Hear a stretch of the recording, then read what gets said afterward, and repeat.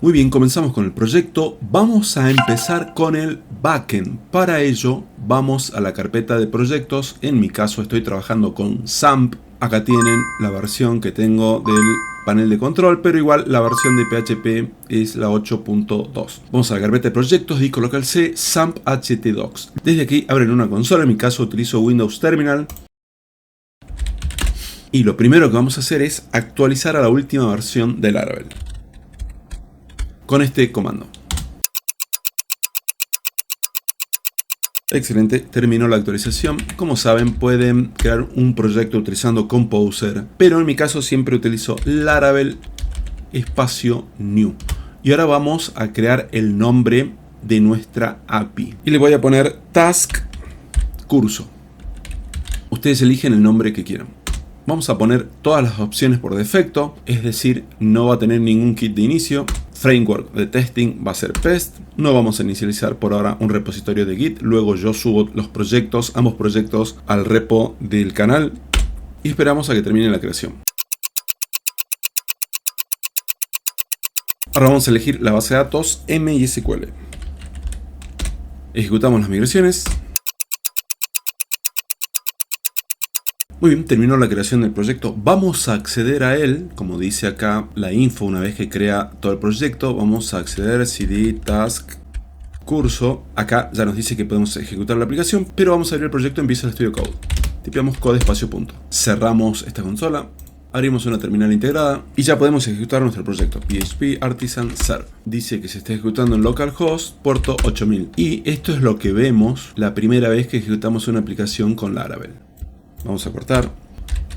Ahora vamos a crear un modelo y una migración. Como esto es un curso para principiantes, vamos a ver de qué se trata y por qué es que utilizamos un modelo y una migración. Un modelo es una clase de PHP que representa una tabla en la base de datos y permite interactuar con ella utilizando el ORM de Laravel, o por lo menos el ORM por defecto nativo, que se llama Eloquent. En el modelo se pueden definir relaciones, accesorios, mutadores y consultas personalizadas. Así que lo vamos a crear de esta manera.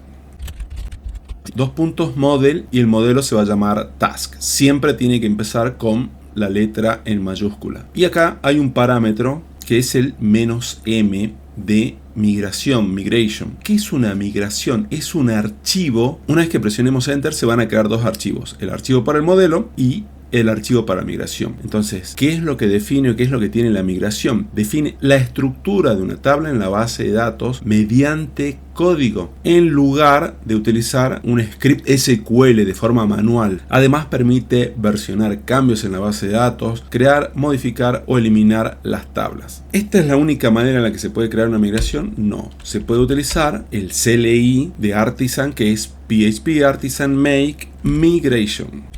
Y se pone el nombre. En general se trabaja con create, el nombre de la tabla y se pone migration y se crea el nombre. Pero mucho mejor si lo hacen de esta manera, con model task -m. ¿Por qué? Porque va a tomar el nombre de la migración, lo va a tomar en base al nombre del modelo en plural y en inglés.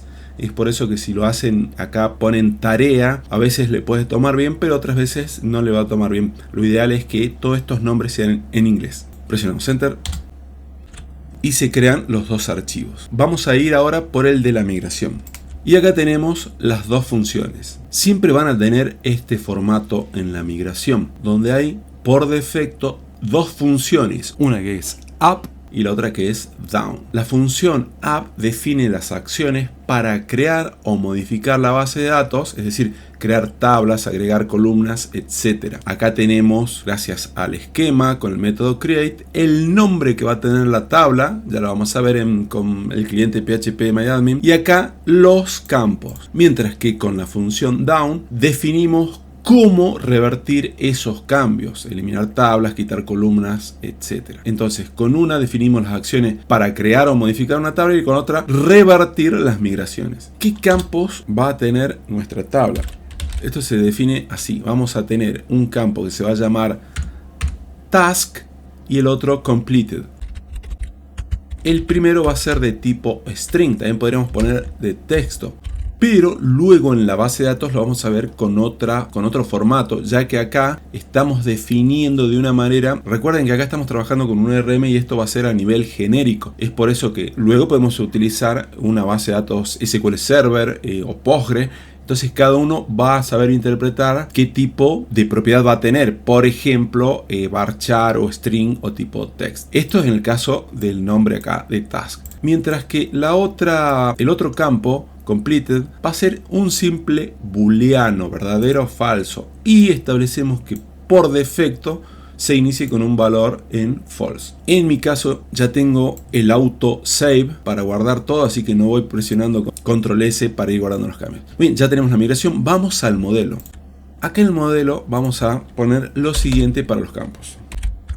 En Laravel, esta propiedad fillable define qué campos pueden ser asignados masivamente, o lo que se conoce como asignación masiva. Esto es una medida de seguridad para evitar que usuarios malintencionados envíen datos inesperados al modelo. Es decir, ahora estamos definiendo que solamente dos campos, task y completed, pueden ser llenados si se quiere. Porque acá tenemos 1, 2, 3 campos y este va a generar dos campos más. Por lo tanto, ante un ataque de asignación masiva, ¿qué es lo que va a hacer Laravel? Los ignorará para prevenir justamente este ataque. Hay otras propiedades, por supuesto. Hay otra que se llama worded, que permite todos los campos, pero no es recomendable por seguridad. Y además en el canal he mostrado otras formas de utilizar y de protegernos de esta asignación masiva, pero esto es lo elemental y es lo que van a encontrarse en el código y es importante que lo sepan. Una vez que tenemos esto, ¿qué tenemos que hacer para que esto se vea reflejado? Porque si vemos ahora la tabla, vamos a ir acá.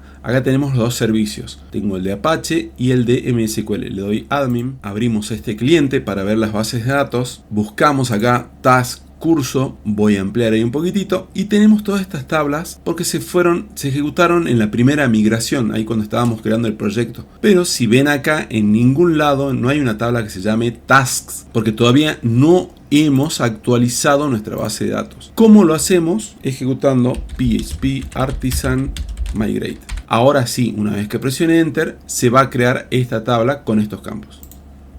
De hecho acá nos dice corriendo las migraciones, nos da fecha, hora y creación, nos dice que está todo ok y vamos a verlo ahora. Vamos a actualizar y tenemos acá a task. Vamos a ver la estructura y acá está lo que les decía. Voy a partir las pantallas. Por defecto, cuando utilizamos acá ID solo, al correr las migraciones, Laravel va a generar un ID y va a ser la clave primaria, va a ser de tipo big int, luego a task, a pesar de que le pusimos string.